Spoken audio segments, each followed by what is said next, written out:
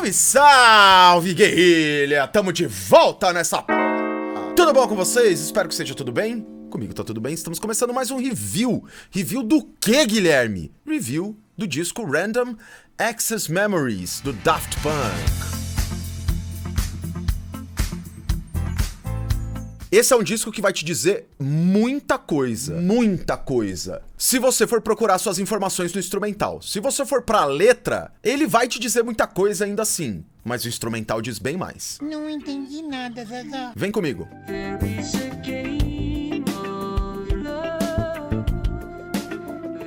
Esse disco é um disco que vai soar muito bem. Ele vai ter uma sonoridade muito maravilhosa, independente da instrumentação, independente da textura, independente do que você estiver ouvindo, tá? Tudo vai soar muito, muito, muito limpinho, cristalino, bonitinho, gostosinho de ouvir, abraço nos tímpanos, assim. Ele não dança, ele desliza. Os timbres vocais desse disco, eles todos são muito, muito bem colocados. Eu tenho um destaque aí pro Pharrell Williams, porque são as minhas músicas favoritas do disco, as músicas em que ele participa. O detalhe vocal dele é maravilhoso, porque ele tem um vocal muito, muito interessante do ponto de vista do falsete. E aí dá um luxo, assim, dá um requinte pra coisa maravilhoso, quando a gente combina isso com a guitarra do Nile Rodgers e com as batidas, os grooves que o Daft Punk tá fazendo. Uma outra voz que é muito bem encaixada no disco é a do Paul Williams, em Touch. Nessa música vai chamar bastante atenção de novo o requinte, o luxo e o cuidado com as sonoridades dos sintetizadores para construir toda aquela vibe que a gente tem na música. Aquela ideia de que... Até eles usaram isso, né, num vídeo que eles foram avisar pra todo mundo que a banda tava acabando, que o duo tava acabando, que eles estavam se separando. Eles usaram Touch, porque é uma música que tem um toque muito sensível, ela é uma música bonita, ela é uma música melódica, a letra é interessante. E o doido é que, tipo, depois que a música vira, entra um funkão brabo, assim. Tem uma participação também do Todd Edwards, em Fragments of Time, que, na minha opinião, é uma participação muito, muito bem feita também. É um cara que consegue entender mais ou menos a sonoridade que o Daft Punk tá buscando, de maneira magistral, né? E a letra também dialoga um tanto com o conceito do disco, que a gente vai chegar já já. Porém, guarda na cabeça que, melodicamente falando, essa é uma música que tem muita, muita coisa boa pra se ouvir. E assim, pra gente fechar na questão vocal, tem um tópico que é muito fundamental e eu preciso passar ele pra vocês aqui. O ponto é que existe um elemento vocal muito fundamental nesse disco, que é o vocoder. O que é o vocoder? Bota um trecho aí, Kali, da música. Vocês ouviram essa voz robótica? Mano, como eles adoram esse recurso, velho. É verdade. Os caras é apaixonado por essa porra. E é uma marca do próprio Daft Punk de muito tempo. Harder, Better, Faster, Stronger, por exemplo, é uma música que vai usar o vocoder também de alguma forma. E vai ter aquelas modulações vocais interessantes que a gente ouve nessas texturas que eles apresentam. Por exemplo, a música Beyond vai ter um uso muito grande de vocoder. E a linha dele, a linha da voz, ela é linda, muito bem conectada com os timbres gerais do disco e com um saborzinho todo especial, assim, saca? Por conta dessa sonoridade. A gente vai ter esse elemento como um elemento fundamental também em Doing It Right, que é uma música em que eles também vão chamar um feat, que é o Panda Bear, e também vão usar bastante do vocoder. Então, de forma geral, a gente tem nesse disco um cuidado muito grande com os timbres e um cuidado muito grande com as sonoridades que a gente tem nele. Existe sempre uma preocupação do duo com a paisagem sonora que tá chegando pra gente, como que a gente tá ouvindo aquele todo. Que legal, né? E a gente percebe que nessa paisagem tudo é pintado com muito cuidado, misturando elementos tanto eletrônicos quanto acústicos, e isso dá uma força muito grande pro disco.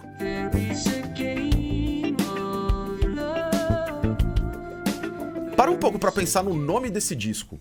Memórias acessadas aleatoriamente ou acesso aleatório de memórias. A ideia é que a memória aconteça independentemente de ordem, de cronologia, de direção. Tudo isso remete ao passado, à memória e ao próprio legado do Daft Punk durante sua história. Esse disco ele vai prestar também algumas homenagens, de novo, pensando no histórico do Daft Punk e elementos que o Daft Punk já usou muito em suas músicas. Por exemplo, R&B vai estar homenageado pra caramba nesse disco, o Eurodisco, jazz, o pop, o funk, tudo isso vai estar muito presente. Mais do que presente, existe uma reverência mesmo do duo em relação a esses estilos.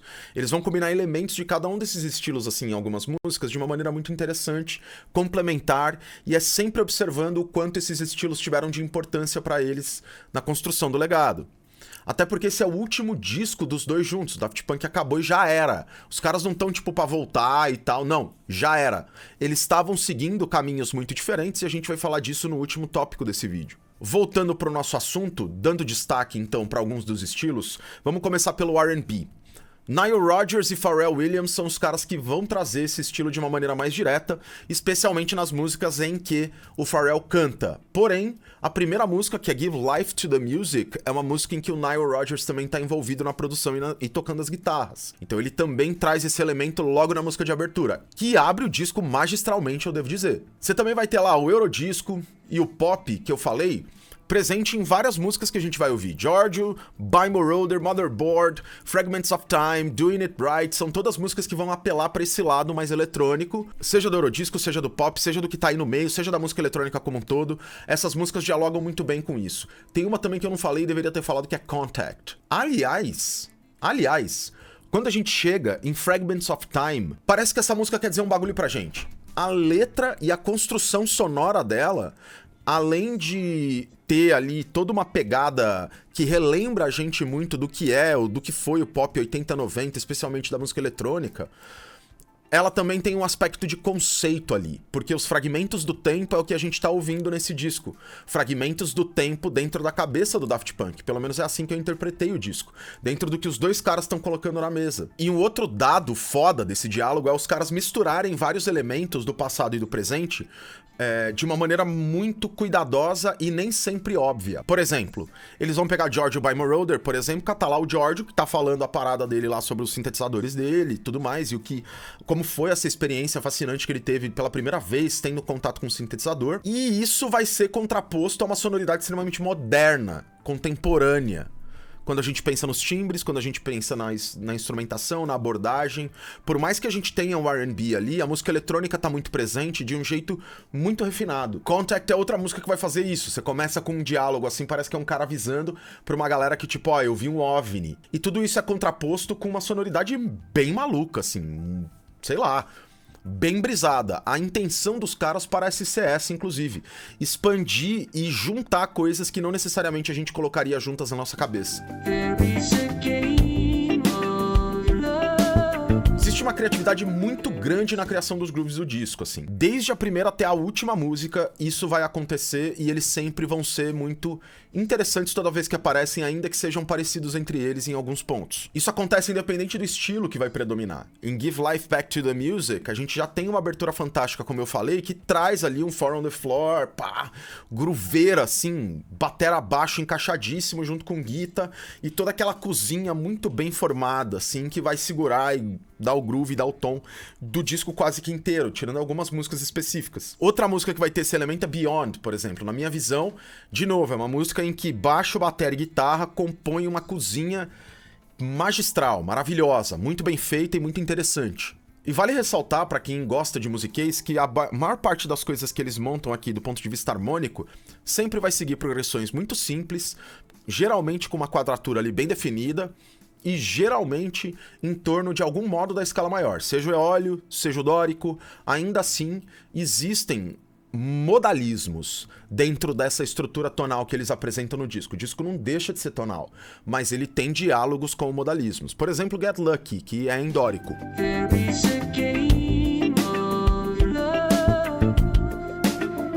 Toda fã de Daft Punk tá ligado que eles não vão continuar, que a banda acabou, que o duo acabou e cada um seguiu o seu caminho. Inclusive, esses caminhos são muito diferentes. Enquanto um queria ir pra um lado, o outro queria ir pro outro, a parada não tava dando certo e por isso que terminou.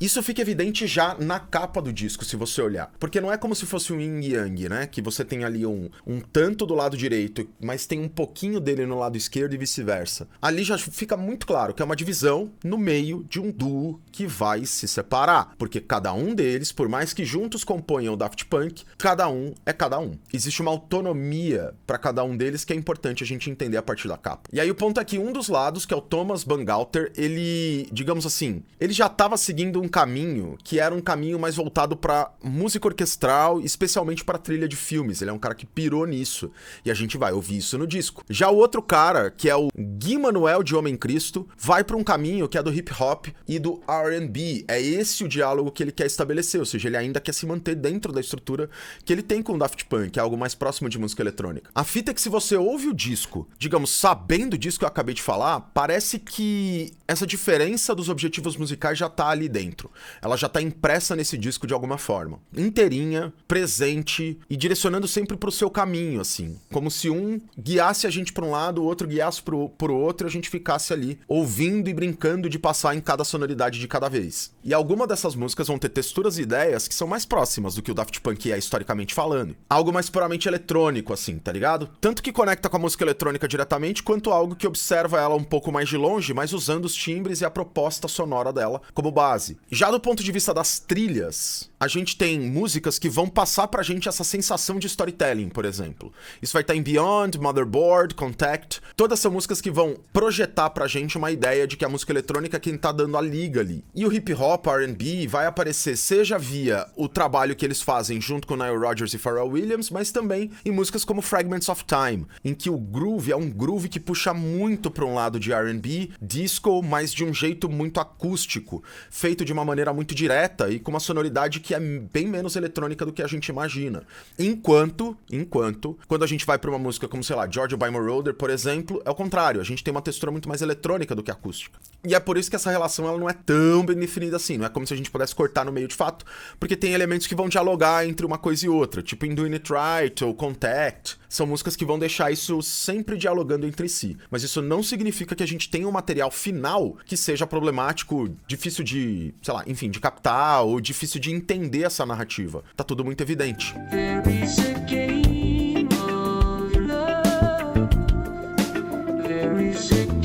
Esse é um disco realmente maravilhoso, só que tem um detalhe. Ele é maravilhoso se você se deixar levar pela sonoridade que o disco tem. Se você não entrar no disco, o disco não vai rolar. Ele não vai ser algo interessante e você sempre vai ficar com aquela sensação de que, sei lá, o disco pode cair para um lado de monótono ou pode cair para um lado de música de elevador. Você precisa se doar pro disco para que o disco faça sentido para você. O meu ponto é, faça isso, porque é um puta disco. Ele é um tanto exigente com o ouvinte, porque ele é longo e ele demanda uma relação sua, não com a letra, que é onde a gente vai primeiramente, mas sim com o instrumental. Você tem que ouvir a parada, pensando e prestando muita atenção no que o instrumental vai te dizendo, o que ele vai colocando pra você ouvir e dialogar. Essa é a parte fundamental desse disco e é aí que mora o conceito. É através da sonoridade, através do instrumental, que ele te passa o que são as memórias aleatoriamente acessadas. A letra é importante? É, mas a sonoridade é fundamental para que o conceito do disco se estabeleça.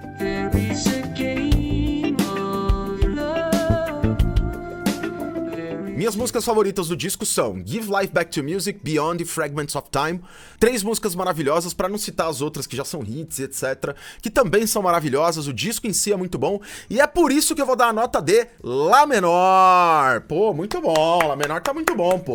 Pô, Gui, mas por que Lá menor? Por que não é um disco perfeito? O que faltou pra ele ser perfeito? Em alguns momentos, como falei, o disco perde um pouco essa mão e caminha pra um lado que talvez faz a gente se destacar muito do que ele tá propondo e deixe mais evidente ainda uma divisão entre os dois, como em Motherboard, por exemplo. Não é uma música ruim, mas é uma música que serve ao conceito de um jeito talvez não tão bem encaixado quanto as outras músicas do disco em termos de sonoridade, groove e batida. Mas, de novo, não é uma música ruim e isso não indica que o disco é ruim, só indica que ele não é perfeito, beleza? Acho que é isso. Chega de defender, se você quiser, vai lá, ouve o disco, comenta aí embaixo o que você acha, tá? Não se esqueça de se inscrever no canal, não se esqueça de ser membro do canal para pegar as análises completas dos discos que eu faço aqui. Tudo nosso, nada deles, depois de nós é nós de novo e tchau.